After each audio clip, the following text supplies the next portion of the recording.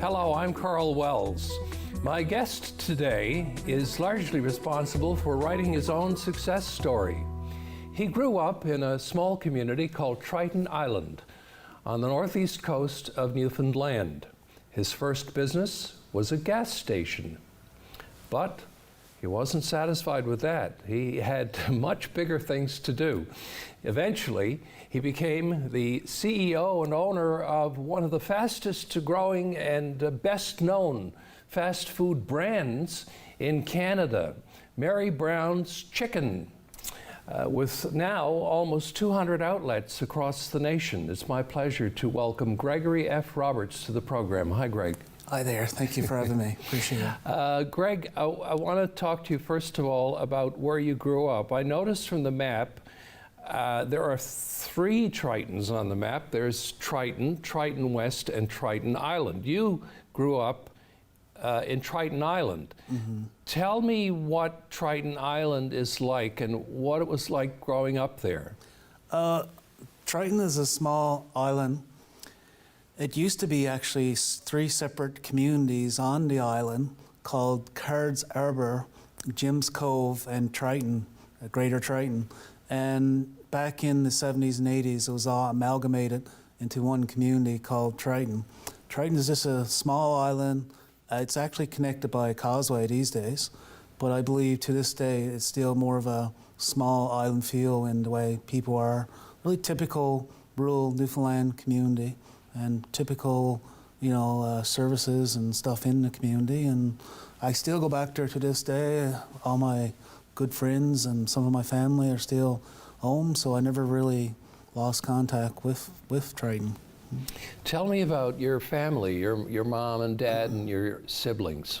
Mom and dad had a big family. There was 11 of us. I had 7 sisters and 3 brothers, and there's still 9 of us alive today.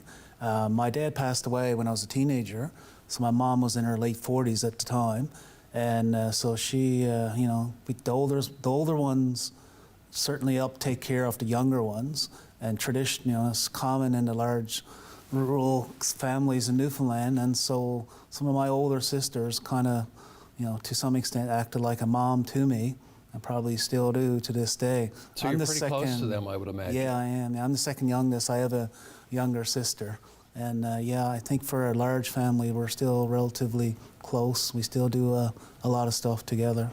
Mm-hmm. Mm-hmm. When you were a kid, did you work summer jobs, that kind of thing? Oh, well, coming from a big family, back then we all had to work early, and my dad had a small service station, garage, and gas station in the community, and we all worked in that from a young age, me and especially my brothers. And my first job, we started when we were 12. It was no choice. You had to work to pitch in such a large family, and that's what we did. And I certainly never hurt because of it, and I learned from it. And I believe to this day there's lessons from that became part of me in my business.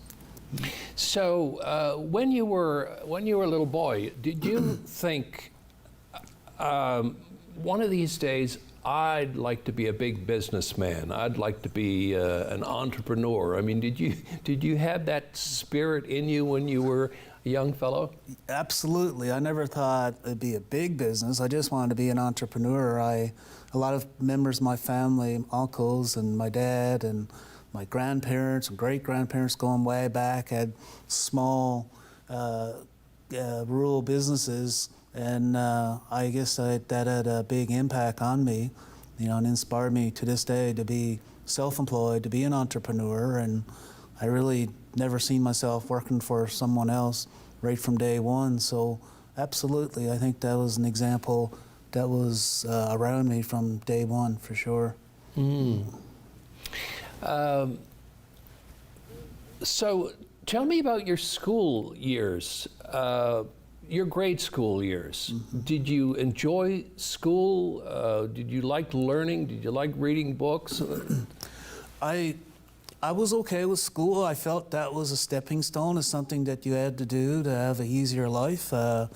In my community, a lot of people like my parents and their peer group and their parents before them never had the opportunity to go very far in school. So, like a lot of rural communities back then, there wasn't a lot of opportunities for education. So I seen how people around me and my parents, missed out on a lot because they didn't have a lot of education. I believe Dad had his grade 7 and Mom had her grade 8. And to be candid, in business, I seen where that was probably stressful, and I always aspired to have a good education before I went into business. Do you think you inherited some of your entrepreneurial spirit from your ancestors or from your immediate family? Yes, absolutely. I don't know if it's nature or nurture. My guess is more nurture. When you grow up and you see a lot of that around you, people, making their way themselves and being self-employed, certainly had an impact. And to this day, I think it affects me in how I do business and how I relate to small business people and franchisees and people just starting new in business, for sure. It also gave me a great insight in dealing with the public. Right from day one, you learn, I guess, how to humble yourself and kind of put the customer, the guest first. And I think I still, to this day, talk a lot about that, having to service, and the retail business is about, to some extent, humility and having to listen and make the customer, the boss. Sounds like a cliche, put the customer first, but I think it's still important. So you mentioned the fact that you wanted to further your education and do better than your parents had been able to. No surprise then that you went to Memorial University and you took a commerce degree. Why did you decide to go that route? My dad used to go to an accountant and that he had a lot of respect for, and I think that had a big impact on me in early age. So when I was in grade 7, age 12, I can remember telling the teachers I was going to become an accountant, at that time a chartered accountant. And I remember getting some old beta tapes sent to me from Toronto, the Institute of Chartered Accountants, and watching them in grade 7 and finding out what it takes to become one. And part of that is doing a commerce degree, and then you do postgraduate studies and your article to become a chartered accountant, and that's what I did. So I had a long-range plan, I guess, back then. So how did you like MUN? I love MUN. I think it's a great university. To this day, I still spend a lot of time with MUN and the new president and stuff, and I think it was the foundation for everything I did later on in life and in my career, and to this day I used what I learned. I think coming from working in business when I was a young age, once I got into the business school, I was able to see how the academics and the practical business application worked, so I didn't find it quite maybe so academic and boring as some of my peer group in the program maybe, and I think that served me well when it comes to education. Now, when you finished MUN, you didn't go out and start your own business right away. You went to work for somebody. You were an employee for a few years. Talk about that period in your life. I was a staff accountant for 3 years. And by the way, when I was going to MUN, I started a little bookkeeping service. Oh, I see. And a little on the side. Once I started doing first couple courses in accounting, right away I wanted to use it to make a buck. And so I had a little business when I was in MUN. And then when I got out, I had to go to work with an accounting firm in order to become an accountant. Right. And so I spent 3 years with a firm, a local firm. The partners were Bill Morrissey and Bill Francis and Paul Tapper, and great people. I learned a lot from them. They had a lot of entrepreneurial clients that I respected, and it was a great learning experience. I don't know if I was a very good employee. You might want to ask them that, because I always want to be self-employed. So after I finished articling, I think to the day when I had my hours in, I think I put in my notice and I I went into business for myself. So the first business was the gas station? Yes, it was a little typical rural gas station in rural Newfoundland and Pilley's Island, and I didn't have any money, and the owner that was selling it was generous enough to let me pay him out, and my brother gave me a $20,000 loan, and I had Canada student loans and lots of debt, so I had no money to do anything. So I was fortunate to have the owner, Jerry Bragg, and my brother, Horo, who financed me to go into my first little business. So I left the firm, I gave my notice, and went out to rural Newfoundland, and I started working at a gas station, and next door there was a little restaurant, and it was only open on weekends, and that was my first foray into the restaurant business. Really? Yeah. Yeah. And do you still own those businesses, or? My brother owns that business today. One of my brothers, Darren, and he's got that business today. Yeah. He's the entrepreneur. Okay, so now we'll talk about Mary Brown's Chicken, which is certainly probably the best known fast food brand in this province, well known across Canada, but we kind of look upon it as being our own. Yeah, absolutely. Now, prior to your acquiring the company, it had a history. It was started here, supposedly, and grew here. Can you, before we get into your time with Mary Brown, can you give us the backstory, the history of the company? Sure, absolutely. Mary Brown's actually started it was called Golden Skillet. It actually started in Richmond, Virginia. And there's been a lot of stories over the years kind of made up. Even if you Google it to this day, the Wikipedia, unfortunately, is not correct. And a lot of the stories here, it's not true. It actually started as Golden Skillet in the 1950s in the U.S. It actually started as the actual product was in a department store in Richmond, Virginia, and it was just part of a number of offerings in that restaurant with the chicken. And then later on, say in the early 60s, mid 60s, the people that worked the restaurant in that department store started doing their own franchises and started building a company, Golden Skillet.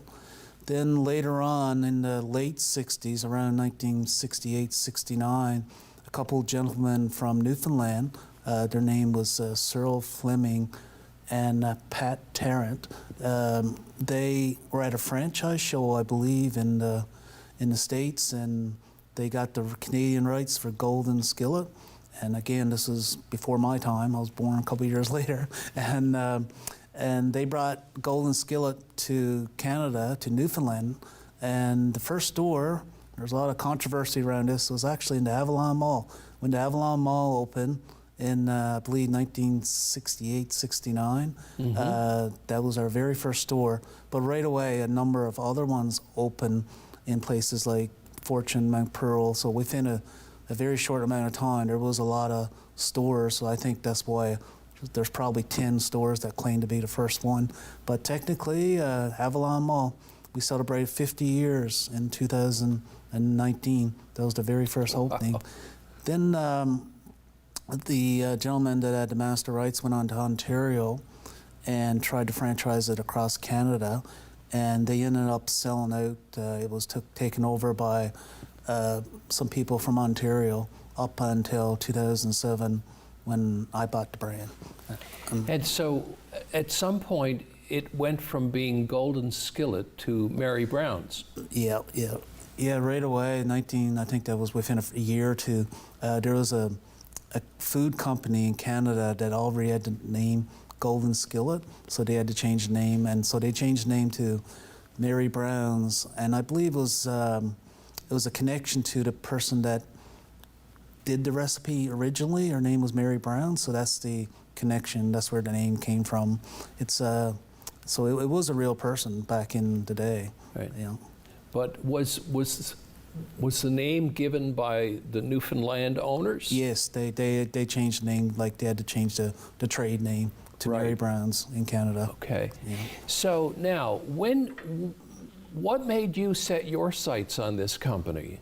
Because at some point, you came on the scene. Right. After the gas station, the restaurant business, the restaurant business really appealed to me. I liked the business. And I started getting into other retail type businesses, and eventually I became a franchisee of Mary Brown's. And I liked that Mary Brown's number one, they had a great product. I'm biased today, but I still believe they do. And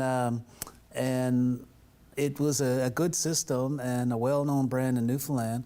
And so I became a franchisee actually at the beginning. And eventually I had 3 of their stores. And then I started pursuing them because I knew eventually the shareholders were getting on in age, and I knew eventually they had to sell it. So I just kind of was relentless, tormenting them to say, when you sell it, I would love to try to buy it and stuff like that. And finally, they gave me the time of day in 2006, and February 2007, they sold the brand to me. At that time, it was still really a Newfoundland company with a few stores in Ontario, and I believe maybe 3 or 4 stores in Alberta, but like literally 80% plus of sales were actually Newfoundland at that point in time. So you are, I guess, the person who's responsible for spreading it across the country, certainly in most provinces, I guess, now. Yeah, we had a vision. I can't take all the credit. I got together with some great people over the years to come to work for my company, and together we articulated a vision. We do 3-year mandates where we want to be. It's a living document where we want to be every 3 years, and we've been relentless in pursuing our mandate to grow the company, not just across Canada, but eventually around the world. And so we've, one step forward, one step back, 2 steps forward, 1 step back.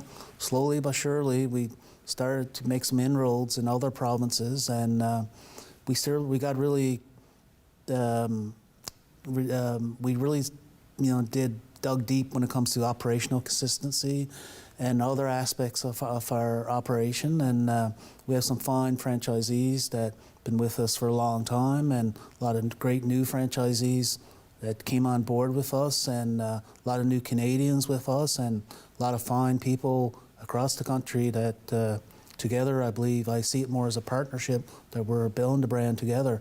So whenever we're really becoming a company looking for real estate, because our existing franchisees are now getting a 2nd, 3rd, 4th, 5th store, so we don't look for franchisees anymore, we look for real estate. So every piece of A-list real estate, we call it, comes up, we go in right away and we make it a Mary Brown's, and we have existing franchisees who want to go in and become the operators right away. So together, we're having a big impact in Canada. I guess it helps too if there was already an existing restaurant in the property. Didn't you take over some of the KFC? Yeah, we try to get outlets? whatever like existing restaurants that are not successful or moving on for different reasons. We try, like any place there's a good real estate, and sometimes we'll build a building. And so our goal is just to have good real estate, and whether that be an existing restaurant or not. And yeah, in Newfoundland a few years ago, there was some KFCs that became available. The landlords agreed to lease to us, and the franchisee was leaving KFC, so we thought they had some great sites, so we managed to get some really good sites in Newfoundland, and move on from there. And so to this day, I believe, if I'm not mistaken, we may be the fastest growing brand in Canada right now. Like, we opened 5 stores just last month, and we have a bunch more on the books for this year. So we're growing pretty fast. We should do 32 stores this year, and I believe we're on target to do 45 plus next year in Canada. What's your biggest province outside of Newfoundland and Labrador? Ontario. Ontario is actually bigger than. We have more locations now today, and even places like Edmonton has more locations than the Northeast Avalon. So it's Ontario and BC's growing really fast. Alberta, pretty much most all provinces are becoming big, but Ontario, certainly with its population, is a big one for us. Yeah. Now, not all of your restaurants are the same, because a while back you started Mary Brown's Diner. Mm-hmm. Do you have many of those, and how did that take off? I wanted to get into casual dining. I thought there was a great position for us. Like in the U.S., there's a lot of what we call fast casual, and we don't have a lot of that in Canada. And this was about 12 years ago. We started a concept called Mary Brown's Diner, but we only have one to this day, and we had a couple that didn't make it. And parallel to trying to start a new concept, the Mary Brown's core was really taking off, and to be candid, we were so busy with the core that we couldn't develop the diner anymore. I still believe it's a great concept. I love to do more, but it's just having priorities and focusing on the task at hand, which these days is the traditional Mary Brown's units. Would you this makes me think about gambling, because it is a gamble when you change a brand or do another version or whatever. Would you consider yourself to be a bit of a gambler at heart? When I was younger, I didn't think I was gambling. I didn't think it was a risk. We had plans, and I just believed in it, and I just thought we were just making something that's great. And as I got older, I guess I got a little bit more risk adverse. So when I look back on it now, yeah, I probably was a gambler. Maybe gamblers don't realize they're gamblers. I don't know. And I got a lot of friends, a lot of peer groups, and that are very conservative. I know, like, I attempted to do some investments with other people in my peer group, and they were not risk takers that apparently I was. And so I guess only in later years, later in my career, I'm starting to realize, yeah, maybe I have a higher tolerance for risk than most people, I guess. Yeah. Even though I didn't believe it was a risk at the time, maybe I was. I think most people who achieve in business probably are. Yeah, probably. Now, during the pandemic, I'm assuming that because your business is largely takeaway, that you kind of fared pretty good, or? Yeah, at the beginning, and again, I attribute to our franchisees and our wonderful leadership. Adi Shaheen is the president and chief operating officer, and he operates out of Markham, Ontario, and we got a great leadership team. And since COVID hit, they started with a plan. We all put together a plan. We kept our stores open, and we just went in crisis mode there last March and April. No one in my industry knew what was going to happen. We'd never seen this one coming. And I had to credit to Addy and his team and our franchisees, our wonderful franchisees, who they didn't close their stores, and they seen themselves as part of the food system. And like French restaurants, people were not going to all of a sudden start going to grocery stores and cooking for themselves. Some people just don't cook, or like something like 50% of meals is takeaway these days. Absolutely. So the restaurant business was an essential service, and fortunately, we are takeaway. Our product lends itself to takeaway. We were already takeaway.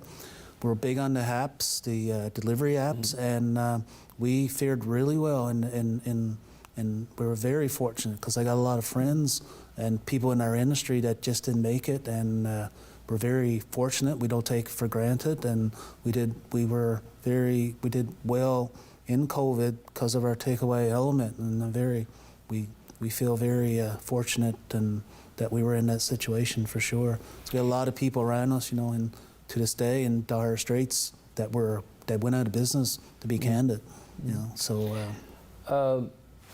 Mary Brown's has a reputation for being one of the best managed companies of its kind. Why do you had to take some credit for that, obviously. But I was going to say, why do you think that is? Why do you think you have that reputation? I'll take credit for hiring the right people. I think it's creating a learning environment. It's very easy to get caught up in some success and believe you know it all. And if you believe you know it all, you've create a ceiling for yourself. More importantly, you create a ceiling for your company. Your company can't go any further if you believe you know it all. And I believe in a learning environment, a performance-based environment, and that's where everybody is okay to take risks. We have a saying in our company, it's called fail fast and learn. We're actually okay with risk. If we're too successful, we believe we're being too conservative. And it's okay to fail, and it's okay to take some risks. Otherwise, as the company gets bigger, your leadership won't be able to take risks if they figure they're going to get in trouble or they're worried about it. So you got to create a open culture. It comes down to trust, really. It really is about trust. That sounds cliche or philosophical, but it's trust and getting people in contact with their self, understanding self-awareness, knowing, being comfortable in their own skin, and creating a culture around them where they're okay with taking risks and trying to do the right thing for the company, and looking out for people, creating mutual devotion and commanding high standards. And it sounds very philosophical, but it works. And people don't want to work for someone they don't trust. They don't want to work for people that are not treating them good. Then you got to create a culture, for that. So I'm going to take some credit for helping create that culture with other people, but I wouldn't have done it without the wonderful people around. We've been given the designation of one of Canada's best managed companies. It used to be called Canada's top 50 best managed private companies, and I think we just got it for our third year in a row. And I think a big part of that is just the fine people we have and the culture of trust. Greg, it's been a fabulous chat. I've enjoyed it very much. Thank you for being on the program, and the best of luck to you and Mary Brown's Chicken. Thank you for having me. Okay. And that's it for this edition of Karl Wells' Point to Point. Thank you for watching. We'll see you again next time.